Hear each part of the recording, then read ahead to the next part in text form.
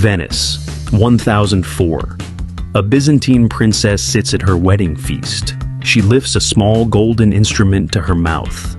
2 prongs, a handle. The guests stare in horror.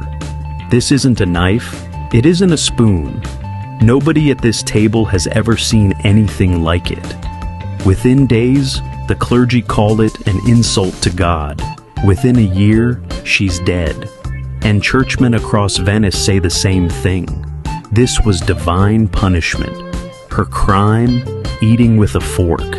Today, the fork sits in every drawer in your kitchen, completely unremarkable. But for over 600 years, it was considered sinful, foreign, even blasphemous. This is the story of how the most ordinary object in your kitchen was once treated as an act against God. The fork wasn't new in 1004, not even close. Versions of it existed over 2,000 years earlier in ancient Egypt and the Middle East, mostly as a cooking tool, not something you'd bring to your mouth. Large, 2-pronged, used for holding meat steady while carving, not a personal utensil. A kitchen instrument. The idea of a small personal fork, something you'd actually eat with, developed later.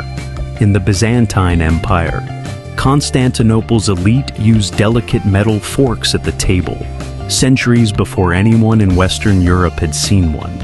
That's where our story's princess comes from. Maria Argyropouleina, a Byzantine noblewoman, married into Venetian royalty in the year 1004. She brought her personal gold fork with her, because in her world, that's simply how civilized people ate. In Venice, it looked like witchcraft. Medieval Europe ate with hands and knives. Fingers were considered God's own utensils. After all, they were given by God specifically for this purpose. Using a metal instrument to lift food to your mouth wasn't just unusual. It was read as an insult, a rejection of what God had provided. The Catholic Church went further. Some clergy openly preached that the fork was an instrument of excessive delicacy, a symbol of vanity and moral weakness. Using one suggested you thought your fingers, God's own design, weren't good enough for you. When Maria died less than a year after her wedding, likely from an illness common at the time, the reaction was swift. A bishop of the era is recorded declaring her death divine retribution, punishment for her vanity and unnatural refinement, not for anything else in her life, for a piece of cutlery. That's the world the fork had to survive in. A quick note on accuracy.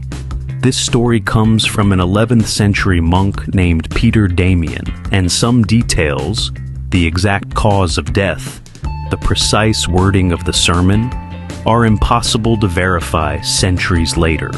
But the core of it, the fork as a genuine scandal, is well documented across multiple sources. For the next several centuries, the fork barely existed in Western Europe outside of Italy.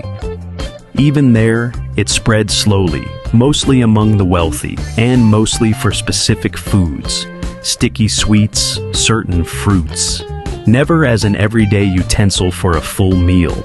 Ordinary people kept eating with their hands well into the 1500s and beyond.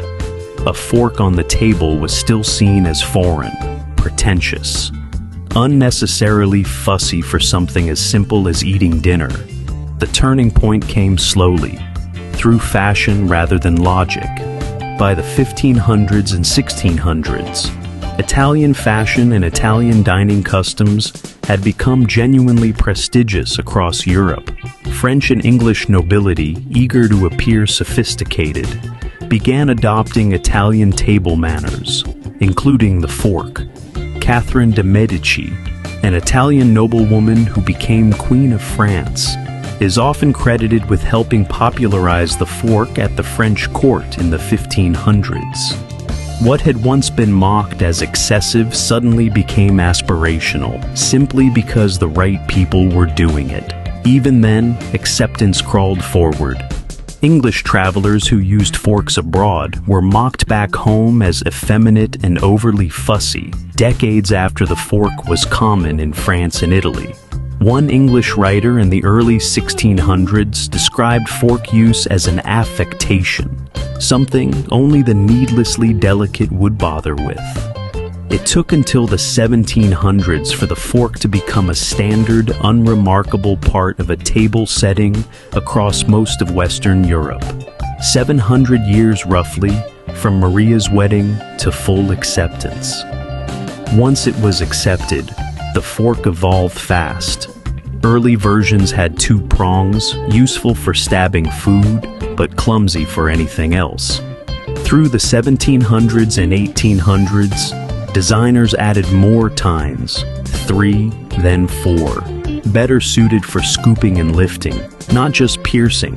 By the 1800s, the fork had become so completely normal that its blasphemous reputation was almost forgotten. Etiquette books started treating it not as suspicious, but as mandatory, a mark of proper upbringing, the exact opposite of what it once represented. Here's the part that makes this story worth telling. The fork didn't just become accepted. Its entire moral meaning flipped. Once, using a fork marked you as arrogant, delicate, disrespectful to God. Today, refusing one, eating a proper meal entirely with your hands in most Western settings, is what would draw stares. The exact opposite behavior now carries the exact opposite judgment. Nobody today thinks twice about the tiny metal object they pick up at dinner. It's the least controversial item in the kitchen, but for over half a millennium, it stood accused of vanity, foreign corruption, and even a young bride's death. So, picture Maria again. Venice, 1004. A golden fork raised to her lips. A room full of guests, horrified, whispering, certain they're watching something close to sin. She wasn't trying to make a statement. She wasn't trying to shock anyone. She was just eating dinner the way she always had, back home, her entire life. It took 7 centuries and countless people quietly copying a foreign habit one household at a time before the rest of Europe caught up to what she already knew. That a simple piece of metal was never really an insult to God at all. So next time you pick up a fork without thinking twice, remember, this small, thoughtless motion was once considered close to blasphemy. Dangerous enough to blame for a young bride's death. Someone had to be condemned for it first, so you wouldn't have to be.